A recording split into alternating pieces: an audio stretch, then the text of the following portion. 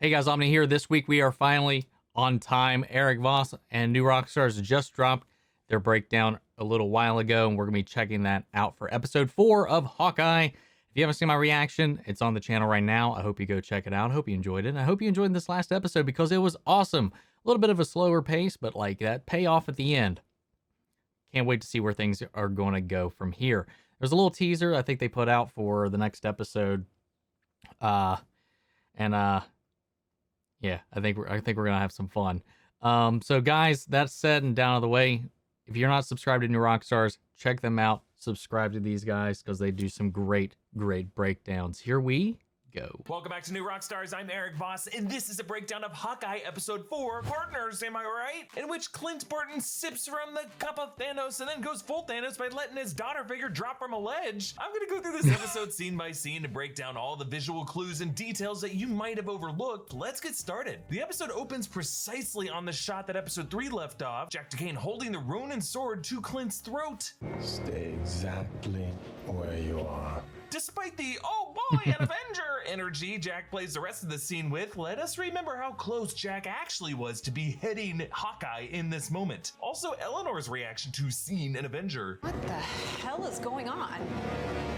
And why is there an Avenger in my dining room? Yeah, Eleanor's eyes go so wide he could drive a Trust a Bro truck through them. She regains composure, but Vera Farmiga does a great job selling the pure panic that her secret criminal conspiracy is about to be disheveled by an Avengers level threat, just as it was in the opening scene of this series. Now, as Eleanor and Jack interrogate them, there's actually a sword dividing the sides of this table. Kate and Clint are literally on the chopping block. You'll notice they all have mugs patterned with bees and hexagonal hives. Speaking of hives, it's the WandaVision beekeeper all over again. No witchcraft here, but I do like the set design choice to try to force this awkward family unit into a hive that is run by this queen bee. Eleanor says, Well, I guess I'm just gonna have to trust everyone at this table to do what's right. Yeah, she's referring to Kate and Clint here, but Jack and herself are also at this table, and it could be a nonverbal signal to Jack to make a move on his end of this crime organization, maybe leak details about Clint's family to Maya Lopez. Clint spots a Ronin sword, and as he gets up to leave, they cleverly show the moment he swiped it. I'll get my code, Jack.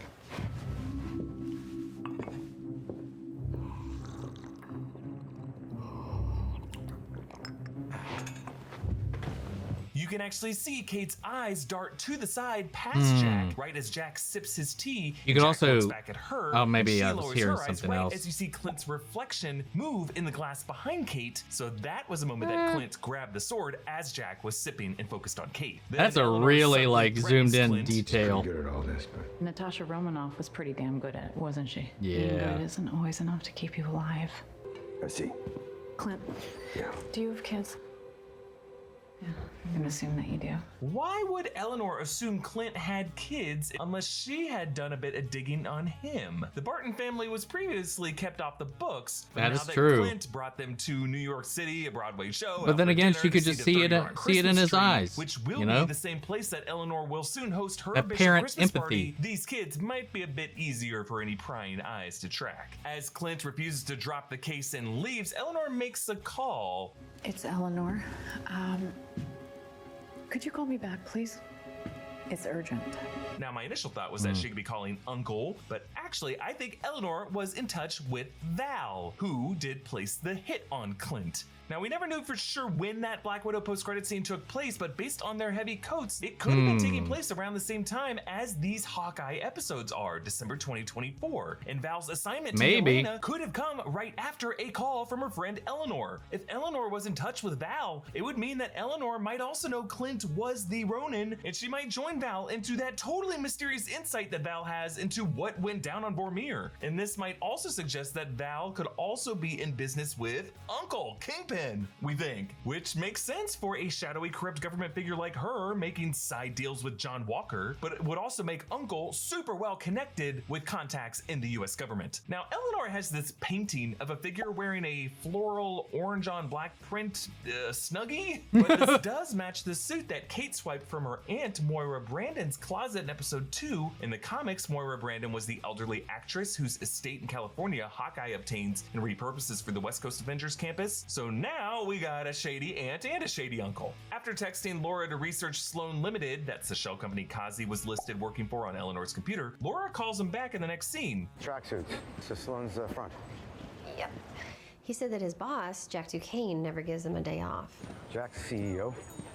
You laundering money for the big guy? Confirming The a few big things. guy. First, that Jack's naivete is totally an act. He actually is running the tracksuits and laundering money for a big guy, aka Uncle, and who's bigger than Wilson Fisk. But interestingly, this also tells us that Laura Barton has resources of her own, enough to flip a tracksuit to spill the beans about his boss. Secret information that Eleanor and Jack are definitely hiding from Kate, but information that Laura was able to get in just a few minutes from her kitchen in Missouri. Laura further stokes this intrigue.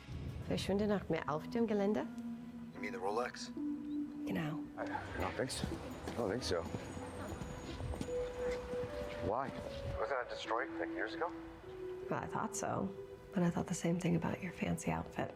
Yeah, Laura switches to German so her kids won't understand. But remember, Laura was also plugged into Clint's tactics and his history with the tracksuits all the way back in episode 2. And considering how chill she was that Clint has this mission he's got to do, she was always okay with Clint's partnership with Natasha. Laura is a professional. She has a history. I think Laura could be revealed as an ex-SHIELD agent like Mockingbird, who is Hawkeye's love interest in the comics, a title that Laura maybe used to have before retiring, and a title that she might have passed down to another, like the character of Bobby Morse. Remember, when we first met Laura Barton in the MCU in Age of Ultron, Tony Stark did quip, This is an agent of some kind.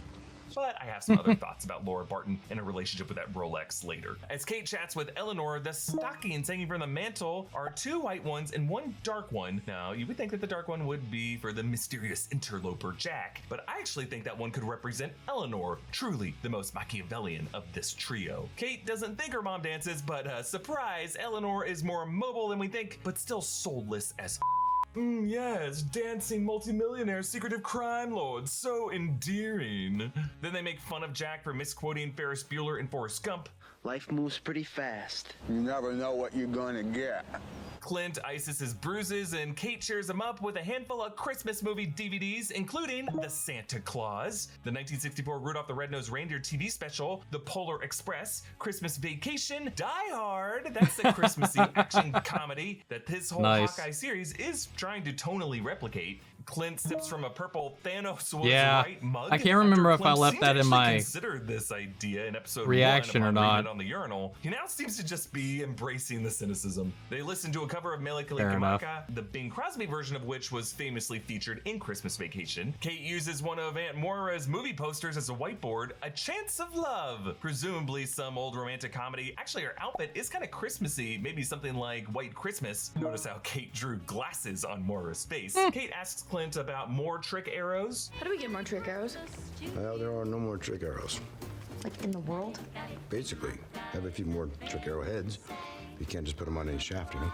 Huh, so I guess Clint's arrow shafts are so uniquely structured that you can't just buy them in stores. So does this mean Clint had to go back through Sokovia to retrieve all the arrows that he fired in Age of Ultron? Or is this a new problem created without an Avengers HQ to mass produce arrows? Or did this episode just need an excuse to I mean, he's split up also Clint and retired bring at this back point, into so he things? probably doesn't have normal Kate really access to the asks a supplies reasonable needed to question. make them. Have you ever heard of boomerang arrows? Which Clint balks at here because I guess he'd have to dodge when they would boomerang back to him. But in the comics, Clint is all about boomerang arrows, precisely for the reason of making them easier to retrieve and reuse. Clint brags about being able to knock someone out by flicking a coin at them, which he shows Kate how to do. This is a move he learns from his brother in the comics, who also uses the words that a dime would be too small, and a move that we have seen in these episodes' credit sequences each episode. Clint explains that his best shot was the one he never took, referring to Natasha. I was sent to take her out. And when I got there, when it was time, I just had this feeling that she wanted out. Turns out I was right. telling us more of their famous encounter in Budapest, but now from Clint's perspective. This sets up the similar moment between Kate and Yelena Belova in the final minutes of the episode. Yeah, I didn't realize When Kate that had the connection shot, until Yelena silently later. shakes her head, and Kate remembers what Clint told her in this moment and lowers her arrow. This Hawkeye found her Black Widow. Meanwhile, Clint watches the final scene in It's Wonderful Life when George finally gets his family back after living in a reality where they were erased from existence. Clint remembering when he went through that with his family during the blip, and Kate deduces that Clint I didn't put that together at all. That's a nice detail, man. Aimed by the right people, the right targets, so... He's referring to the time when Nick Fury would use him as an assassin, like when he almost killed Thor, and then when he was controlled by Loki in the 2012 Avengers. Now Yelena is being used the same way by Val as a weapon against Clint. And then as he sleeps, Clint remembers his target practice with Lila in Endgame moments before she dusted along with the rest of the family, but then also years later after the Endgame final battle when he returned to them, and of course his final moments with Natasha. But he also flashes back to this memory of his Ronin days that we haven't seen before, as he kills a few guys in a van. Can't tell who they are, but Clint uses his sword one moment to block a shot, seems to sever the barrel of the gun. Next morning, Kate's shirt is the same Laika the Space Dog shirt that Kate wears in the comics. Laika was a stray dog that the Soviets sent into space in 1957. We've seen it a few times, haven't we? Whom the Russians tragically never planned to recover. Laika didn't survive the trip. It is awful. One of Like two in this unforgivable version, anti-doggo like the space moments dog this we've seen a episode. few Merry times. Christmas. Clint's trick arrows Or is that conveniently supposed to be a ended up different accessible dog? by the same group of LARPer cops who ended up with his Ronin suit, so Kate tracks them down in Central Park. Ice Wall, look at Bobby Drake back there. And their superpower Doom move looks a lot like Thor's move of slamming his hammer and releasing lightning bolts. Kate meets Officer Wendy Conrad, who in the Marvel Comics is Bombshell, a mercenary who juggles explosives, part of the Death Throes group, fought by Hawkeye and Mockingbird. Later, she says her wife embroidered her bag with the word Bombshell. And she does seem damn. oddly okay to risk her job tampering with and steal evidence in Yeah, exchange right? for costumes. Meanwhile, another LARPer's name is Orville, maybe Orville Bach, aka Oddball from that same group, the Death Throes. I doubt these LARPers will truly be antagonists to Clint, but are rather just nods to these circus weirdos that he faced in the comics. Clint chats with Kazi. You know what Maya's boss wants. And you know what he's already done to get it. I know he doesn't like this attention, that's for sure. Another reminder of Uncle's violent track record and his low profile that could put a wedge between Maya's vengeance against the Ronin and Uncle Kingpin's priorities. Clint meets up with the LARPers, with Grills making some snickerdoodles. There is gamer gear everywhere. You can see the game Rise Up, a Tomb GameCube. Raider, and then a PlayStation, Xbox, a GameCube, an old school NES, a D&D poster. These are my kind of nerds. Now, when they go to the Godfrey apartment, there's an initial overhead shot of Clint and Kate from their lookout post that shows the hanging Christmas lights down below, foretelling how Clint will later allow Kate to safely drop into this sort of net. Although I'll say she totally could have fallen straight through that and broken her neck. Kate ignores Clint's advice and sneaks in with an old man taking the elevator. Upon entry, she sets off the silent alarm. She covers her cameras with those putty arrows. Which And didn't around really Maya's do a good apartment job at is actually various blocking artwork them, that though. links to her indigenous heritage. There's actually artwork that she drew of herself with her prosthetic leg. You'll also notice there's a record player on the coffee table, since we know that she enjoys music by feeling the vibrations. And Kate finds the vintage Rolex, which along with a transmitter likely contains some other hidden micro hardware. And Clint says, Belongs to someone I used to work with. They've been out of the game a long time, but their identity's still attached to that watch. Laura. And if the tracksuits find out about it. It would blow their cover. Goodbye, friend. now the straightforward answer to this watch is that it could just belong to Laura Barton and reveal something about her past as an agent, maybe Mockingbird. But really, in a post-Hydra world where everyone is muddied with espionage connections, what other level of secret identity would characters in this world still care to hide, if not Skrulls? Now, Oh, I'm not God saying that damn Laura it. Barton or her kids are definitely themselves Skrulls in disguise. I mean, it could be, that would be sick. could But rather, be. like Nick Fury and Maria Hill, Laura could be a human agent with a past partnership with the Skrulls on Earth, perhaps helping them, like she has been doing, keep a low profile. A Rolex isn't really something I'd imagine Laura Barton wearing, but it is the kind of accessory you could see on the wrist of Nick Fury. Nick Fury is currently working undercover with the Skrulls, and he has a history with Clint and Laura when he visited their home in Age of Ultron, and he said these words. Here we all are, back on Earth, Fury is a still alive old friend that Clint would not want to get in trouble. And with Nick Fury's pager, this guy has a history of hiding gadgets in plain sight to connect him with extraterrestrial partners. Laura I mean, Clark he could have could been be part of onto that secret something. operation, a covert network that she could still access from her farmhouse kitchen. I mean, I don't know, guys. I could be overthinking it. I just think with Secret I Invasion think coming it's soon, Laura, everything personally, espionage still. I'm flavored in sticking by MCU it. should give us a whiff of Skrull. Kate finds Maya's notepad listing the names and ages of the Barton family. Interesting how she listed the ages of Cooper and Lila, but not Nate. But then in the rooftop brawl across the street, Yelena at one point has them at gunpoint, but Maya swoops in, kicks the gun out of her hand, and then Yelena hits Maya with some red widow's bites. So these two are not on the same team. They both want to hunt Clint, but for different reasons. Yelena rolls to her feet, doing that 3-point pose that she mocked Natasha for always doing in Black Widow. And then when Kate leans on her bow, she bends it that allows her to control her slide to kick the gun away. Very cool move. Yelena tosses Kate over the edge, but right before she does so, she hooks a wire to Kate's belt so that Kate won't fall to her death. As Clint panics, reaches down for her, and then decides to cut her loose, notice the music. Get out of here. This is the same music from Clint and Natasha's moment on Vormir in Endgame. Please no. It's okay. And if you think about it, Yelena hooked Kate to that wire so that she wouldn't fall, the same way Natasha hooked Clint to the wire so that he wouldn't fall. So it wasn't Gosh, just Kate these seeing sisters. something in Yelena. This Black Widow spared her life the way Natasha spared Clint's. And then Yelena hits Clint in the neck with the Widow's bite and reveals herself.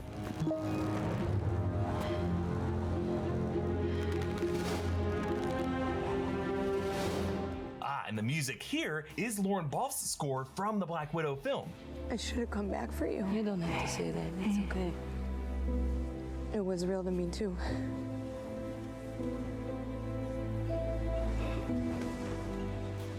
And that reminder of his lost Natasha, the loss that still haunts him, forcing him to keep playing this game of managing loss, leads Clint to uphold his promise to Eleanor and tell Kate, I don't want you anymore. Do you understand? I'm not going to do it. Do you hear me? Just might as well throw some rocks at her and be like, shoot, get out of here. Particularly cutting for Clint to use these words, considering their playful banter over not hearing each other last episode, which was the peak of their partnership, but now, bah, humbug. To support our channel, check out one of our great merch options at newrockstarsmerch.com. Another great breakdown, man. That was a really good episode. There was a lot of callbacks that I didn't initially catch up on until like the edit. And then some that even then I still didn't pick up on, and a lot of people had pointed out too. That was one nice thing going through this with Eric, of course, because he pointed out a lot of those, like the parallels, the musical cues, the framing of the camera, the repetitive imagery that calls back to things before, the things calling back to the stories that Clinton was telling Kate. In the moment, I was just like in awe at everything that was unfolding, and I didn't really linger to think about it all too much until after the fact, and it was just really well done. I gotta be honest, man, like I think this show is not, and I've said this before, not that I've never not liked Hawkeye. He was just never one of my favorites. He is easily climbing the ranks from this show. Like, he might be a top 10 Avenger for me now. Creeping up on top 5. Who knows, man? It's just something about him, man. That world weariness, that self-sacrifice, that he's like a puppy, man. He is. With how he cares, it shows his emotions. Like he keeps things close to the vest, but like he really deeply cares about people. To a fault, almost. And, you know, I don't know, man. He's definitely endearing very endeared to me so far with this show, and I can't wait to see what these last 2 episodes hold. Now, I can't remember if it was the showrunner, one of the writers, or something like that, because I know like there was this rumor going around that episode 4 was going to end with a post-credit scene revealing who Uncle is and all that, but I guess because so many people were kind of vocal about it not being in the episode or whatever, somebody from the show, forget who, said, like, don't worry, guys. You don't have to wait long to find out who the uncle is. So I'm assuming we'll probably find out next episode. At the very least, at the end of the show. Because, I mean, very soon, out of 2 episodes to go, I don't know why you'd use that verbiage if you didn't mean the next episode when there's only 2 left. But otherwise, I mean, realistically, 2 weeks isn't too far off either. But I'm excited, guys. I liked it. I liked it a lot. I'm very curious to see the interactions between Yelena and Clint in the next episode and how that evolves. Because I think she's going to learn the truth. And, like, in that moment, like, it calls back to the story. She wants out of this situation. So maybe in this moment, in fighting Clint and seeing what he's done, maybe in hunting and researching him, maybe she's got a little bit of some second doubts about actually killing him. Since it's personal to her, even if Valentina wants her dead or wants him dead, I'm sure that she would want to question him herself. So, like, that'd be pretty interesting to see that conversation unfold. Especially if she interrupts another one of their operations somewhere else. It'll be fun. But guys, what did you think of this episode? What did you think of these Easter eggs? What did you think of the breakdown? So sound off in the comments. Let me know your thoughts down below. We'll carry on the conversation after the video. Feel free to join our conversation in the Discord. Links down on my socials are down below as well. And before we go, I want to shout out our channel legends, Mandy Shara, Jason Coleman, Philly Vane, Yori Korscott, Margaret Grace, Mary Bradley, Jeffrey Hale, and various abominations. Thank you guys so much for tuning in. I'll see you guys in the next video. Take care, everybody.